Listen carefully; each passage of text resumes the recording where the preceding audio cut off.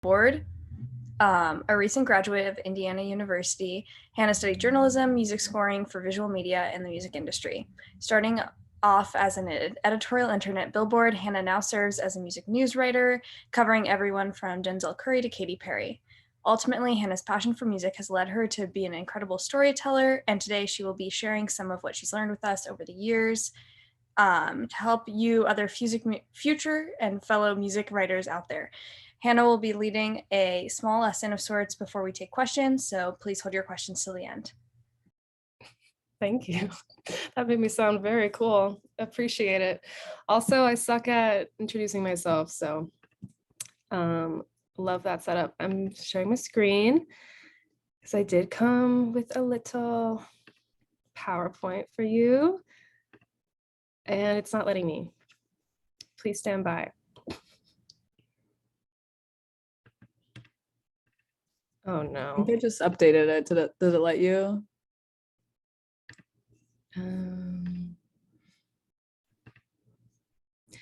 We're doing our best. Not right now. I'm sorry, guys. Is it on our end? Is it saying you're just not allowed to, or? No, I think it might be on mine. It's like it takes me to the settings and then doesn't let me click on it. Oh, I love that. Sorry. You could, Francis, is your Wi-Fi stable? Yeah, I'm thinking maybe Hannah, do you want to just send it to? Yes. Okay, let's try it. Yeah. Download as a PDF, John said.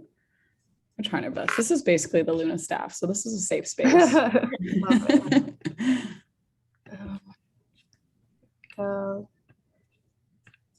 Stop doing that. Okay. Francis, I shared it with you.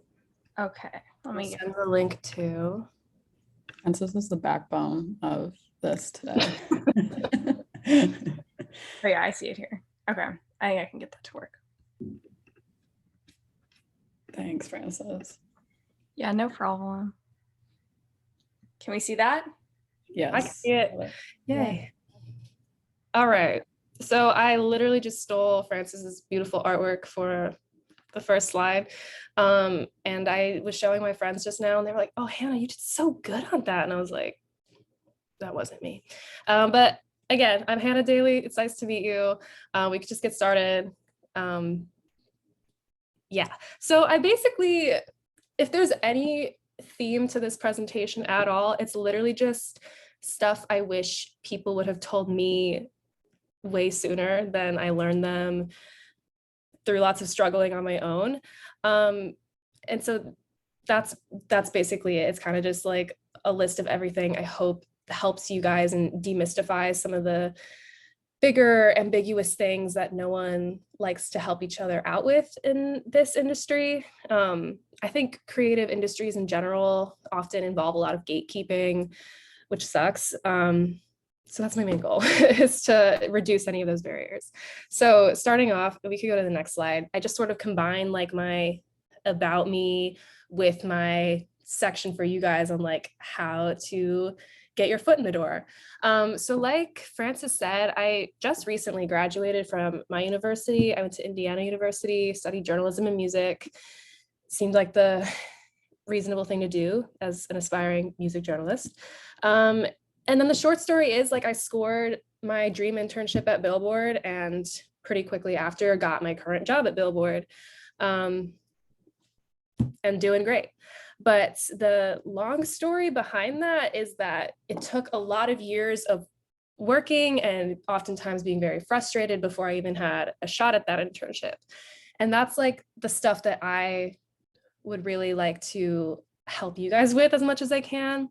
So as you can see, I interned at a couple like local magazines. I was working a lot for my school newspaper. That's where I got to actually like write about music and stuff.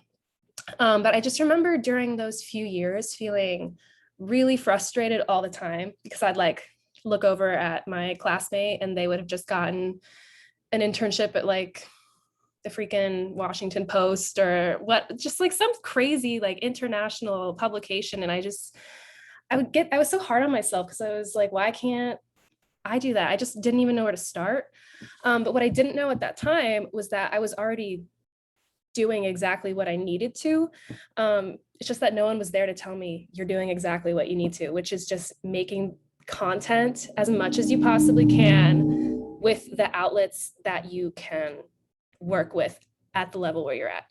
And what I mean by that is that Billboard didn't care whatsoever that I hadn't had this huge byline in Vogue or whatever yet, or that I hadn't had some national level internship before them. They didn't care. They just cared about the stuff that I was already writing. They didn't care about where I had gotten it published. So if you want to go to the next slide, on here, I just have a few examples of stories that I wrote that really helped me stand out. Particularly the one on the left, that's a more specific recommendation I have for you guys, is to, yes, be writing about music, be interviewing artists and all that. But what will make you stand out is if you can prove that you can do the nitty gritty investigative type pieces, which is what that one on the left is. If you can show that you can do research and do hard, sometimes uncomfortable interviews with the people in charge, if you can sort through data, all that type of stuff that isn't necessarily like the glamorous part of music journalism, that it's really good if you can get one good piece under your belt like that. But then it's also important in general to do all the, more overtly like artsy pieces, because part of being a music journalist is proving that you can write a diverse amount of stories. So in addition to that investigative piece, like I did a lot of profiles on just local musicians in my community, and then also just doing columns. We're music journalists, we have lots of opinions. I'm certain you guys do too.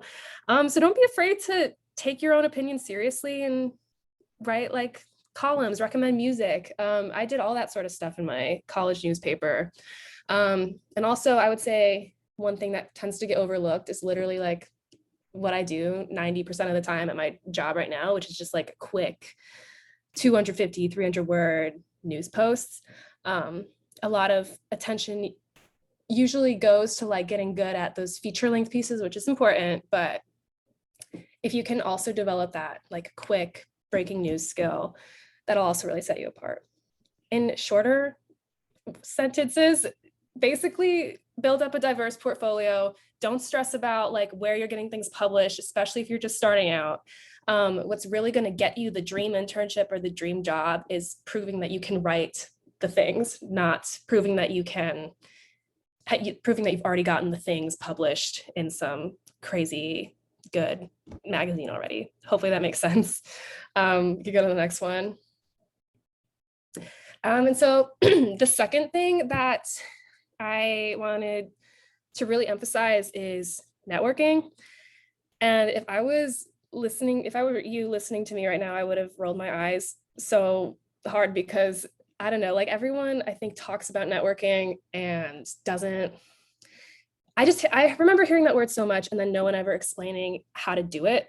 And that was really frustrating because it's such an important skill to have in this industry in particular. So I'll just tell you like the details of how I went about it. And this method really worked for me. Literally go on LinkedIn. If you don't have a profile, get a profile ASAP. And then I truly just like typed in my school name, Indiana University, and then a bunch of like keywords. So I was doing like IU music journalist, IU music supervisor, IU Rolling Stone, IU Billboard, like every magazine I could think that I wanted to work for, any job that I thought I could enjoy, I typed that combination in, combed through all the results, and then found people who were alumni of the school I was currently going to, and then reached out because you already have that common ground. People are much more willing to help you if you went to their school. It's just a thing. And so all you have to do from there is send them a message on LinkedIn or find their email through some back channels that we can talk about more if you want. And just send them a nice little note being like, hi, I go to IU and I found your profile. I really admire the career you've built for yourself. And if you have 10 minutes to spare, I'd love to talk to you on the phone and hear any advice you have to offer me. And you'd be surprised how many people will get back to you and will be really willing to talk to you. And once you've done that several times, you've got like your first layer of networking and contacts built right away. From there, all you have to be doing is asking the people you get on the phone to recommend you other people to get on the phone with, and they'll recommend you other people. And once you really start getting into it, the easier it becomes. It's just the nature of that particular beast. But it can be tedious. It can be a lot of time, but I value all of the conversations I had. I spent at least a good semester, like just doing this all the time. I was doing like a couple phone calls a week, and that's not necessarily like the amount you need to do. But no conversation is gonna hurt. If anything, it's gonna benefit you. And through doing this, as much time as it took, as draining as it could be sometimes, this process eventually did help me out when I was applying for my internship with Billboard, because through this like chain of connections that I had built over many months, I made contact with a guy who knew this guy, Jonathan, who had worked for Billboard for years, but didn't anymore. But Jonathan knew this guy, Jason, who still worked for Billboard. And long story short, I got Jason's email, and I just had to send him an email saying like, hey, I just wanted to introduce myself personally and say hello, to let you know I'm in the applicant pool. And if you have any advice for me, that's great. But if not, I really, more than anything, just wanted to say hi. And you wouldn't believe how much that just like simple act of wanting to establish a personal connection with someone will put you over the top. But if you look at it through the eyes of someone who's going through applications, like the person who said hi to them personally is just going to stick in their brain more than someone who didn't. So that was really important. I also just kind of stalked like all the Billboard employees on Twitter. All the journalists are on Twitter. I don't know why we picked that one, but that's where they are. So I would get really accustomed to that platform, and as much as you can, like interacting with other journalists on there will like, you know, establish yourself in the community.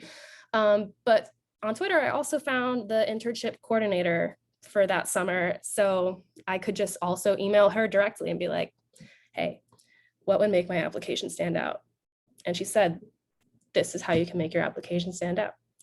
And I did exactly what she said, and I got the job. So, you know, don't overcomplicate things. People are nice. It's really just about you being the one to like go the extra mile of reaching out to them. Once you do that work, you'll realize that the people on the other end are just people too, who have all been in your shoes. So yeah, that's my gist on networking. I'm kind of a rambly person, so if I butcher any of these explanations, just ask me about it later when we do the Q&A. But moving on to the next slide. Now, like my second half of what I had planned was to just like take you through the process of writing stories that'll stand out, that'll hopefully get you hired later on, all that good stuff. There is definitely things that are specific to music journalism specifically. Am I assuming correctly that everyone's interested in music journalism? Or is it like a mix of like arts or entertainment? Yeah. If music, it pretty much, it translates almost directly to art. So hopefully it's good information all around. But anyway, I figured I would just teach you everything that I think is important by like taking you through the story I'm writing right now that I started on last week. So if you want to click, Francis, I did one little effect here. I'm writing a story on these four men. I hope that you recognize them. I don't think I have too much. I think you guys are all, yes, hell yeah. I'm 22. Francis explained, I pretty recently graduated. So I think we're all like pretty close in age. I definitely grew up watching their TV show. So this was very exciting for me. and will hopefully be slightly more interesting for you guys. But yeah, bullet pointed there are just just the basic stages of writing a story. So starting with pitching, the next slide. That's my backstage pass, by the way. You get very fancy, cool stuff in this line of work, one of the perks. The backstage pass. But so pitching. Whether you're working for a magazine or whether you are freelancing, most stories like this start with you having the idea and selling it to whoever's in charge, whoever's your editor. Sometimes you'll get assigned stuff, but I would say 99% of the time, this is how it goes. So this particular story started with Big Time Rush's publicist reaching out to me and saying, hey, I've noticed you've written a couple like quick news posts on the band, and I was wondering if you'd want to interview them and do a feature story on them. And I said, hell yes, because I watched the show. I was like, say no more. So I passed it along to my editors. And that Jason, by the way, is the one I was just talking to you about with my whole networking spiel. So I still work with him. But this is exactly what I wrote to them. And my main points here is that you can never get away with just saying, I want to write a story where I interview Big Time Rush and write about what they tell me. You can't even just say like, Big Time Rush is releasing music. That can't be a pitch. Big Time Rush is playing Madison Square Garden. That can't be a pitch. Like, while those are all true, a story pitch has to have a lot more substance than that. So what it definitely always needs is a specific angle, why it matters and why it matters now. And if you read through my little sample pitch, you can find all of those elements. So the specific angle, my phone's ringing, I'll ignore it, is that not only is Big Time Rush making a comeback, they're making a very unprecedented one where they're like the first that I can think of boy band that started on a TV show curated for kids. Like, that's innately interesting that they're making this renaissance 10 years later with that being their beginning. That's an angle in itself. It matters kind of the same reason why, like, it's uncharted territory. They are making their own path and they're doing it this time under their rules rather than Nickelodeon's. And so just all those like unique businessy things is why it matters. And then why it matters now is because they just sold out Madison Square, which I got to go to. And because now is the time that they're doing their musical renaissance, whatever. Oftentimes like these elements are obvious, but you really do have to make sure that you're taking time to highlight them in your pitch. So that's that. Going to the next thing. I think this is probably one of the most overlooked things in the whole process, that if I can impress anything on you, it's don't overlook the research elements of writing any type of piece, really, because it's just a fact that the more of their music that you listen to going in, the more previous interviews that you read going in, the more informed your questions are, which as a result means the better answers you get, the better quotes, the better information you get for a much better story. So what I mean by that is, I mean, first of all, it's as obvious as you won't be asking them the same boring questions because you'll have seen from other interviews that they've already answered the questions. And this is important, not just because you want to like have a big scoop, your own angle. It's important because when artists hear the same question they've been asked 7 times that day, they just shut down and regurgitate whatever answer they've already given. And it breaks that like unique connection that you might have had a chance of forming.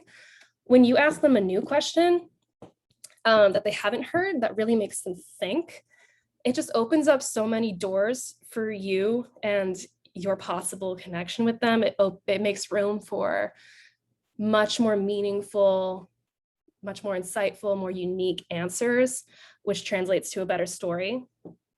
But then also doing the research not only stops you from asking repetitive questions, but it just lets you make more or ask more specific questions in general.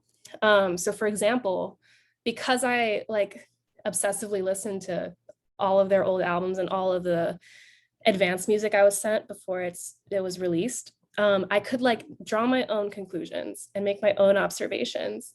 And if you're going into music journalism, I'm sure you're already good at that. So trust your own instincts and go, oh, I noticed that this first album has a very different sound from this new music you're gearing up to release. Was that intentional? Was that deliberate? Why did you choose to do that? How did you achieve this very specific new sound? That is so much better than just asking them, how is your new music different from your old music? You know, to get that detail already like infused into the questions you're asking just gives you more detail innately in the responses. And then one more thing I'll say about this is when they can tell you've done your research, they just trust you more, and they open up to you more. And it's as simple as that. Like they know you respect them because you took the time to do that. And they can just tell by the way that you talk to them. And so they'll just give you better answers because of that. That was a mistake. I'm sorry. Oh, that's okay. I was moving on anyway. Okay. But yeah, research is very important. But then my interviewing tips are, wait, was there one before? I can check. All right. Here, this is this, and then there. Okay. Okay. Okay, so these are some good guidelines I usually go off of. But if there's literally one tidbit that I pray you guys listen to, it's this. Yes, make a list of your questions. 10 is the perfect number. You don't need more or less, whether your interview is 20 minutes or 2 hours. 10 thoughtful questions is great. Then cut yourself off. But then the big kahuna is don't look at your list of questions the entire interview. And I need you to trust me on that, because here's the thing. You wrote the questions. You're not going to forget them. And if everything goes wrong, then you can always in the last couple minutes, take your list out, look at it, make sure you didn't miss anything. But 99.999% of the time, when you aren't looking at that list the entire time, the interview goes from interrogation to conversation, which is just so much better. And also 99% of the time, the band or the artist will bring up on their own everything that you had planned to ask them anyway. So instead of you just like, you know, having all that pressure on you to get the answers to each of your questions and check off the boxes, as opposed to doing that, they bring up all the points organically, and it becomes a much more authentic conversation, a much more meaningful, detailed one. And also when you're not just staring at your question list, you're free to be engaged with them and to focus on them. And that way you can ask better follow-up questions because you're more immersed in the conversation. And I can't stress this enough. You'll be fine. I just remember, maybe I'm like overstressing this, but I remember when my professor taught me this and I was like, no, like I can't, it's my security blanket. Like I need to have the questions in front of me so that I like make sure I get everything I need. Trust me, you will. Like, and you'll get everything you need and more if you just ditch the question list and really let it be a conversation. Next slide, please. And these are just some more of the tips that have helped me the most. I don't know if I should spend too much time going through these, but they're pretty self-explanatory. But the last one, I would say, to make your stories stand out, a really good interviewing skill to get good at is to be looking for patterns and what my one professor called gold coins in college, which is a concept I really like. If you can be keeping an eye out for them, or an ear out, I guess, while you're interviewing someone, you can explore them on the spot and have everything you need for the story. Let me explain. Sorry.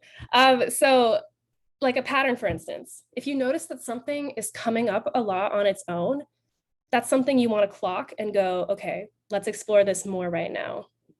Let's examine why this is coming up, how it relates to this big story I was already imagining. Doing that is much smoother than going to write and being like, dang, like they talked about this a lot and I didn't catch it and I didn't ask them more about it. And now I'm not sure if I can include it because I don't have all the information and I would be making assumptions trying to connect everything. So yeah, patterns and then gold coins. This is something my professor named, I think, but these are basically any like little treats for your reader, like little just delightful little tidbits that without them realizing rewards your readers for still reading and like incentivizes them to keep reading. Funny moments, cool quotes, like really exclusive things that you've uncovered. They're really like detail oriented. And I remember the way that this concept was taught to me was through Harry Potter. So really quickly, like in Harry Potter, yes, he catches the snitch. Yes, he gets the Sorcerer's Stone. He meets Ron and Hermione, whatever. Those are all great moments. Those are all really important to the story. The gold coins are just like the really, really descriptive, like dinners that they have, like the treacle tart or whatever. The funny thing a ghost says when he passes Harry, like the funny, like one-liners that Harry like savagely drops every once in a while. Like those are all like things that don't necessarily move the story along in any way, but make your readers care about the characters and feel more invested in the, I guess not characters, in your subjects and in the story you're telling. So next slide. That goes into outlining. This is just in general what I follow, and I think what most people follow anyway, except I always try to figure out what my lead, which, as I'm sure you guys know, is what kicks off the story. I pretty much write it word for word before I can even start the rest of the story. And then I just like to know kind of vaguely where I'm going to end it, so I know what I'm working toward. And then you're going to want to get a nut graph in there. If no one's taught you what a nut graph is, really quickly, it's basically just what the story is about, like the who, what, where, and why, which is really important. And then I sort of treat the body like its own like massive beast, and I section it out based on the topics that I want to hit. And those usually reflect the questions that you made. A lot of times when I'm outlining, I'll just like copy and paste the literal questions I wrote into the outline, and that works for me. But if you want to go to the next slide, and as you can see, I started my Big Time Rush outline. It's not nearly done yet because I still have to do a follow-up interview with them. But this is kind of an example of like those things I was just talking about in action. So the must hit points are like they kind of speak for themselves. It's the stuff that you need to tell in the story. It's the facts. It's the story. So in this section that I'm starting with, I wanted to cover what they were like 10 years ago when they were doing the show, when they were completely dictated by Nickelodeon. And so, yeah, like I said, kind of speak for themselves, the must hit points, but then moving on to the patterns. When we were talking about these Nickelodeon days, something that kept coming up is like, yeah, they had some beef sometimes with Nickelodeon. Yeah, it was challenging. But really what they care about, regardless of all of that, is just the opportunity to have autonomy now and to have creative control. Not only did that come up a lot when we were talking about this specific thing, it came up a lot in the story. And because I like clocked it pretty quickly, that was just something they kept bringing up as a matter of importance to them, we got to talk about it more. So that's sort of what I mean by catching the patterns as they're happening. And then similar to that, they also just talked about how they were able to grow up and kind of shed their like slapstick characters pretty naturally. I've assumed that that would have been a hard process, but yeah, they really emphasize that it hasn't been and that their fans have accepted them for just their own people. Gold coins in this section are just like delightful little like things that show the reader their true character and what they're like in real life. So at one point, Kendall and Carlos got into like a little loving, like bickering thing, which was very funny to witness. But basically, they were like kind of in disagreement because Kendall was like, oh, I don't know if we should air out the dirty laundry because Nickelodeon had a lot of money in us. And then Carlos, I can't say it like as funny as he did, but he was basically like, okay, but we made them way more money, so whatever. And that's just when I write it, it'll be better. But when that's just like a fun thing to show what their dynamic is. And then they also, I think it was Kendall gave like a really funny anecdote about how the executives at Sony and at Nickelodeon would take them out to the restaurant Quality Meats all the time. And they knew that they had either done something good or that they were in trouble if they were going to Quality Meats. And that's just funny because there's just something funny about Quality Meats being the restaurant. There's something inexplicably like delightful to know that that was the one place that they went to. So another thing about gold coins, it's those specifics that keep people interested. And then last thing on this is that I always like to know what my transition is going to be just to keep everything really fluid and just to keep it at the forefront, like how everything's related to each other. So yeah, I like to plan out a transition. And Carlos was basically like, when the show was over, we got an email from Nickelodeon saying, it's over. Good job. Goodbye. And like, they never heard from them again.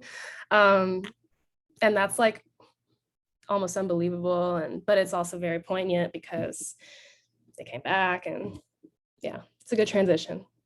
So yeah, there you go. That's kind of how I outline. Hopefully that's helpful in some capacity.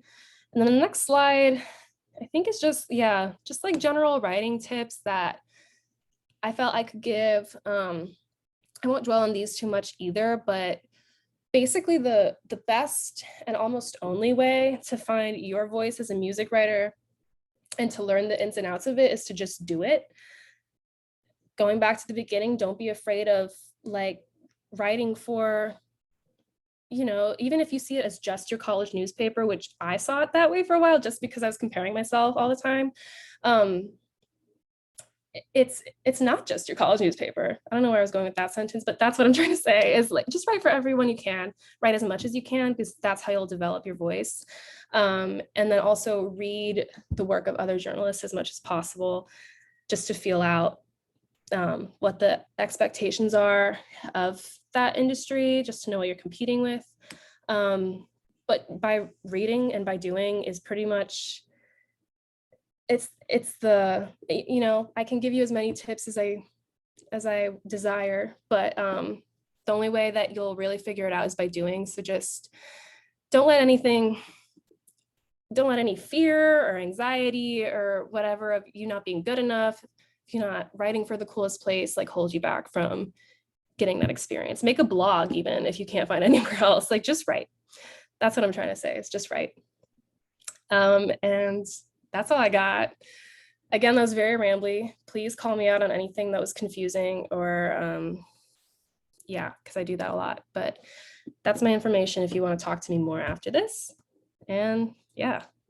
That was Thanks awesome. for listening to me. You covered like I'm a bad presenter. I should have warned you, but yeah. No, that was really awesome. Thank you so much. Like literally covered every base possible. For everyone else though, if you have any questions, either A, feel free to put it in the chat, or B, just raise your hand and we will call on you to unmute and you can chat away, ask away. I know it was a lot. I know it was so much. Yeah, you could, Francis, maybe like share the presentation just in case anyone wants to go back and read it. I dumped a lot of things in there that I couldn't even get to. So hopefully that's helpful. Morgan asked, who are your favorite music journalists right now and that you look up to as a writer? So my like hero was always Rob Sheffield from Rolling Stone. He was like what I aspired to be. And I think the magic of him was that he just like loves music and doesn't give a shit of like what's cool and what's not. Like, you know, he's a middle-aged dude and he openly loves Taylor Swift. He openly praises Olivia Rodrigo. Like he doesn't trivialize anyone or anything. And I think that's a really important quality as a music writer. Yeah, so I love Rob Sheffield because he just kind of, there's a lot of God complexes in journalism. Music journalism is not an exception. A lot of us like to think like our music taste is superior, and maybe it's true, maybe it is, but you're not going to get too far if that's the way you come across when you write. So love Rob Sheffield. Brian Hyatt is great. He's also at Rolling Stone. Brittany Spanos also at Rolling Stone. And then I really looked up to the writers at Billboard before I ever worked there. So them too. But yeah. Okay. I don't know, Hannah, if you can see the chat, but Ray asked about diversifying your portfolio and if it's like more subject matter or like type of article and whatnot. I think it's at the very least I can't believe you've literally wrote about Rob Sheffield and Taylor Swift. That's so funny. But I think it's at least important to make sure that you are staying knowledgeable about as many types of music as you can. Because even in my position, like I'm just writing like quick news items, and it's so much easier to do that when I already know what's like going on in the hip hop world, even though that's not my primary genre of interest. So I think staying knowledgeable is the most important. I think it's never a bad idea to establish yourself with a certain niche, genre-wise.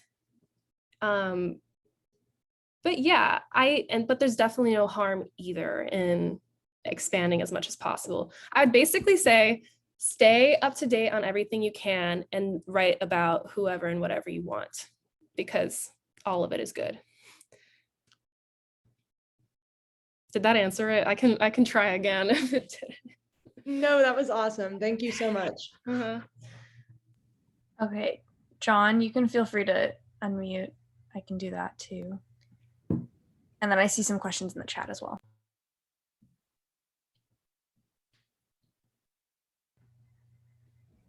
John, I can't hear you. Yeah, unfortunately. What about now? Yes. Okay, cool. As I was just saying, hi, Hannah, thank you again for taking your time out of this. I am literally asking the question that pretty much Sophie wrote, a little bit different though. So, right now it feels like it's just such a pivotal time as creatives working, where it's like TikTok is hard to ignore. And I found for myself, it's a very valuable outlet for kind of furthering music journalism just in a different way and continuing that with writing. But I'm curious if you find any importance of it being so big right now as a journalist. Like, do you move towards it, away from it? Because I know it can be kind of polarizing in that way. Yeah. TikTok is everything to the music industry right now. No one predicted that it would be, but it is. And I think the thing about being a music journalist is that you have to be adaptable and ready to change with the tides that way. Because as massive of a change as TikTok caused, massive changes happen like every so often. Like streaming was a massive change. iPods were a massive change, you know, it's all that same sort of thing of just like changing with the times. And so to, I think, answer your question, we do pay a lot of attention to TikTok. It's important to look at how it's influencing streams and song popularity.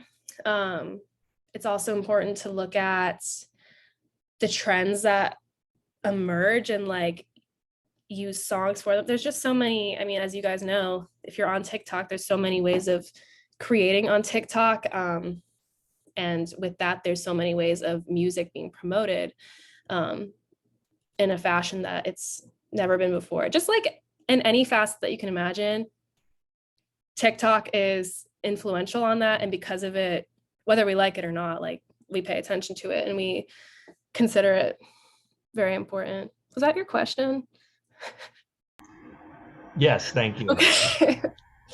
Yeah, I'm sorry. I told you I'm rambling and I meant it, but yeah. We have 2 questions in the chat. So maybe just for the social media, like to sort of talk about that.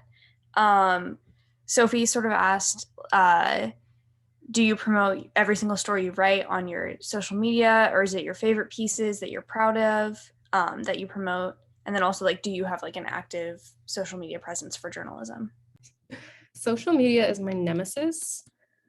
I really don't, like, I would say it's probably my weakest point as a journalist, especially as a young journalist. So I don't have much advice to give there. It definitely helps to build up your follower count and be promoting your stories. I'm like personally so lazy about it. I'll sometimes share a story I wrote. But like I said before, most of my things that I write are very quick, like daily news posts. And there's just so many of them. There's such a high volume that it just wouldn't make sense to promote all of them. I will say that when I do like an interview, then I'll plug it on my social media. But I personally don't have many followers on my accounts. I personally don't work at all to build the follower count on those accounts. It's definitely a smart thing to do, but I don't think it's as completely necessary as most people make it out to be. And the followers, like, I still don't have too many, but a lot of them just kind of come with time. And I think that's pretty much how all of my colleagues like got their follower base, is just by like continuing to work as normal, and then people read your stories and they seek you out and follow you. I have a lot of random like PR agencies following me now just because they know like she writes about artists, we represent them.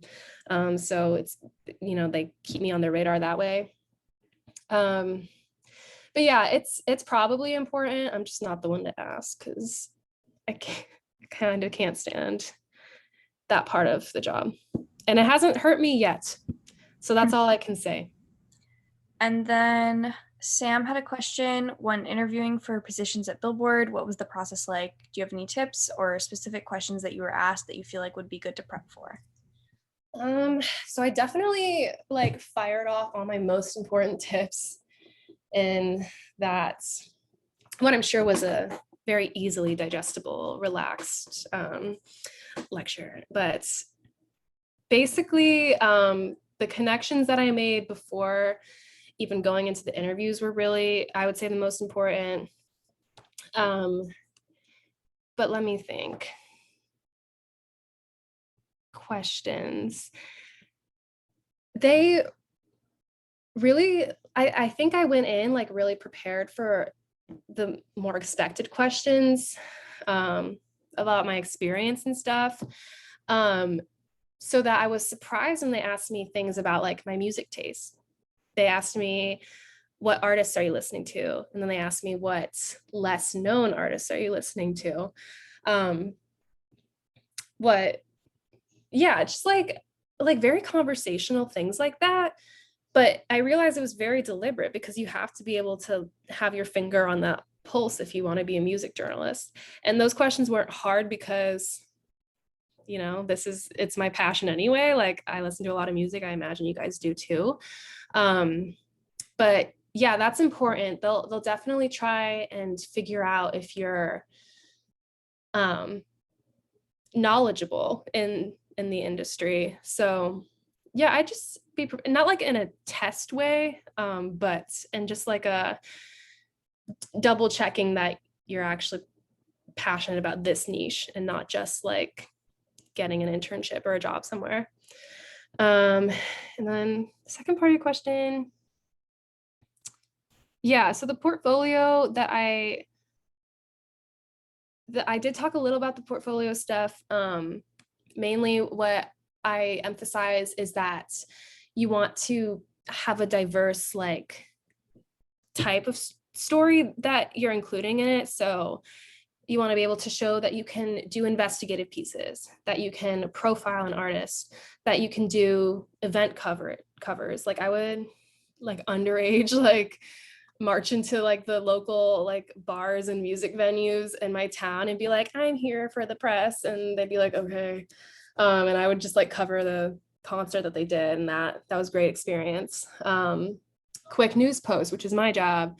Every like type that you can fathom, opinion pieces, columns, any type of pieces you should strive to get a good handle on for your portfolio. And then finding stories, it's just, so it's about paying attention to your community, because you're not going to get the chance to write about music on a national or international level before you prove that you can write about it on a local level. Like I said, I think before, the people who interviewed me were really interested in the fact that I demonstrated I was able to write about music by covering my local community, because those skills translate almost directly to writing about international stuff. Like if I can profile the local musician I met doing an open mic like downtown, I can profile Taylor Swift.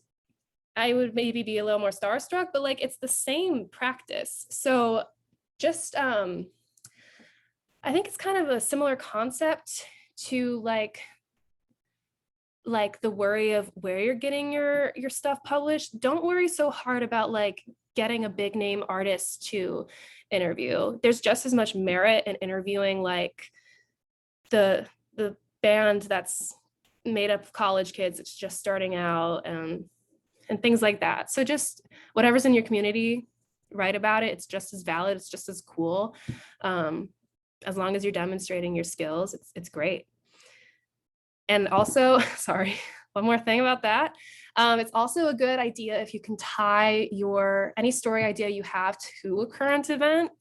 And that kind of sets your stories in the context of like the national music scene. And what I mean by that is like, if something big is happening in the music scene, like let's say TikTok has just been introduced and all these musicians are trying to get on there or make it big on TikTok.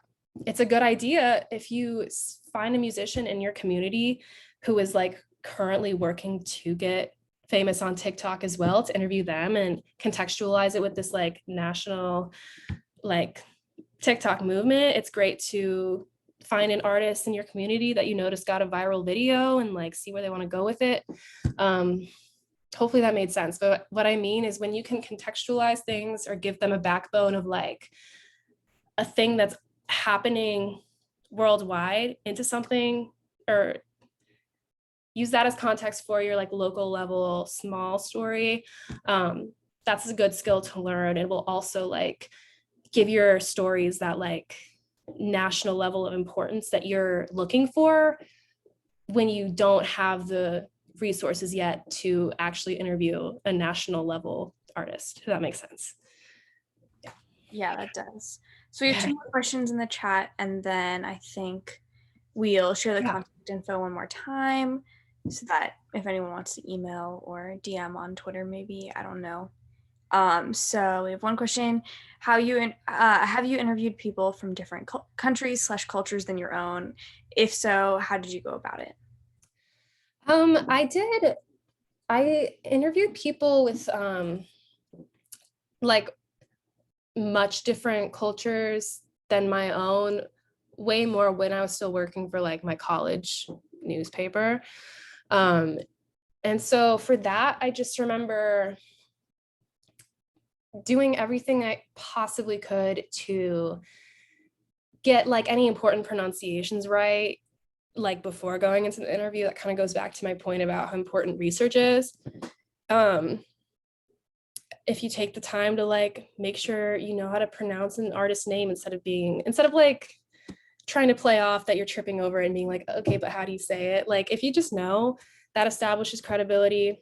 But then also, this might seem like a very like contradicting point, but it's also not a bad thing to ask questions and to let yourself ask questions. I think as journalists, you're probably already very perceptive and in tune with what's a graceful, thoughtful way of approaching things that you might not understand. So just rely on your instincts for that. But usually when it's a matter of you're talking about music, they're more than happy to explain to you the cultural relevance and the cultural differences, because they want the people who read it to understand. Also, one more bit of advice on that, and this it can kind of apply for a lot of situations, is you can always like blame like your editor or your readers if you want to ask a difficult question that might be awkward or challenging. So for instance, you can be like, this might sound like a stupid question, but my editor really wanted to make sure that I got this answer so that it's clear in the article. So would you mind like explaining this thing? Or like, so I get what you're talking about, but I just think that when it translates into print, like the readers will kind of want a bigger explanation. And I think it would definitely be more meaningful if it's in your words. Could you elaborate on that a little more? If you kind of pass off like the question to these like faceless sources, it can be less challenging communicating with people who are different from you. Okay, and then the last question we have here is, do you pitch and write for publications outside of Billboard? If so, what's your pitching process for other publications? So I got very lucky that I didn't have to do much of that before I got my job. And right now I don't work with other publications. But I talked a little bit about pitching earlier, and I'll just say again that it's a very similar process, whether or not you're working for a specific magazine or you're freelancing. You just need to have a good handle on how to construct a pitch, which goes back to what we talked about of like, what's the angle? Why is it important? Why is it important now? But you also, there's the added challenge of when you're freelancing of making sure that you know what each and every magazine you're pitching to, what that publication's tone is, what things they actually cover. Have they covered that same thing 2 months ago? And you're just like giving them a recycled idea without even knowing. So it's the same sort of pitch process. It's just a little extra effort to make sure that you're pitching a piece that would make sense for that magazine. So you got to be really aware of those differences between publications. But yeah, just be brave about it. Like, they might say no, and then whatever. You're free. When they say no, the good news is you're free to pitch that same idea to another publication and just keep rolling with it. You don't have to worry about doubling up or anything.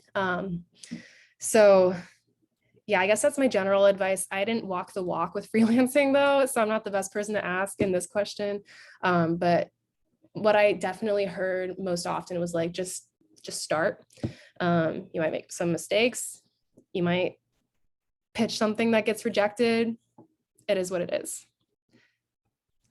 Hey, awesome. Thank you guys so much for all your questions. These were super, super helpful. And Hannah literally gave us all the information that we could ever need. This was really helpful, and also really appreciate like no gatekeeping. We respect that. I just put Hannah's email and Twitter in the chat as well. This has been recorded and we will be sharing this. Her lovely presentation is in the chat. All this info that we went over, you can find again. And yeah, Hannah, thank you so much. Really appreciate you taking the time. I know it's like a lot of information. So, and I'm Francis, sorry thank you so much for my moderating. style of just dump everything. No, we love it. It's good to have all the information. It's better to have all the information than being lame answers. Yeah.